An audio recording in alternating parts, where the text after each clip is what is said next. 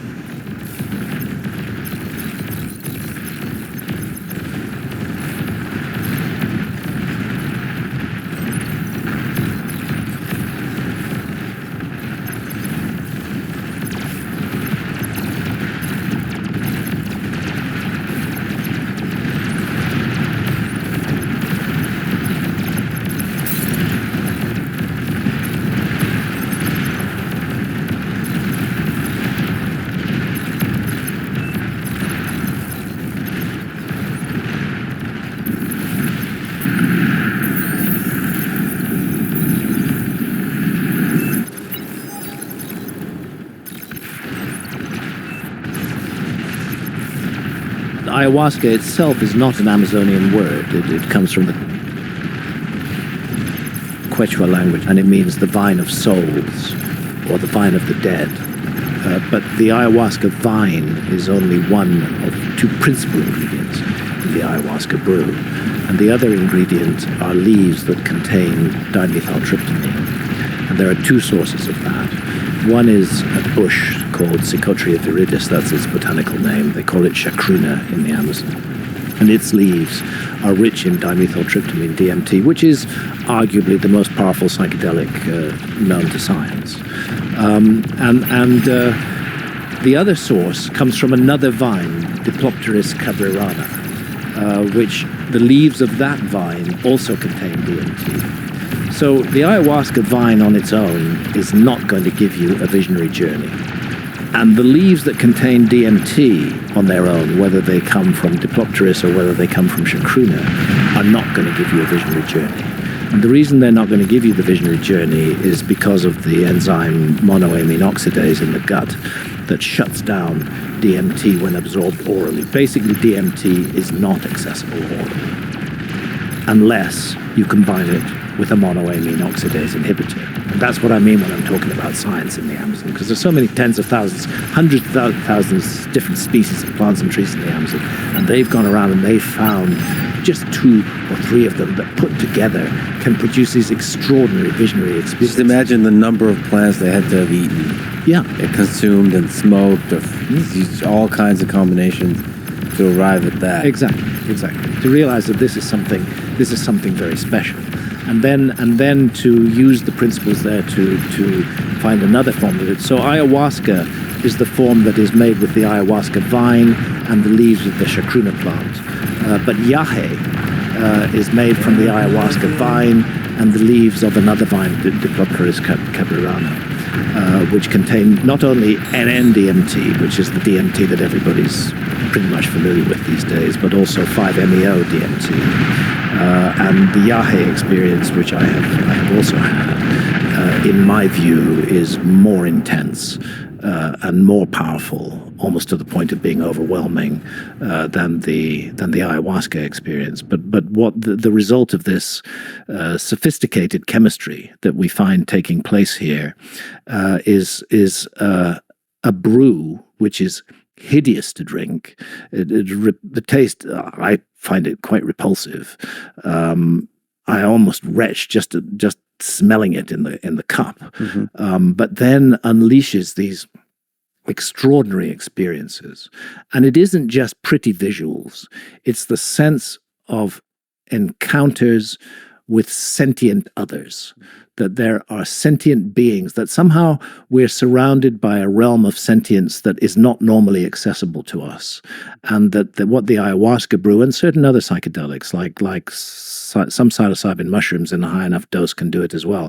LSD can do it, but ayahuasca is the master in this, of lowering the veil to what appears to be a seamlessly convincing other realm, other world. And of course, the hardline rational scientists will say that's just all fantasies of your brain. But I don't think we fully understand, or even close to understanding, exactly what consciousness is.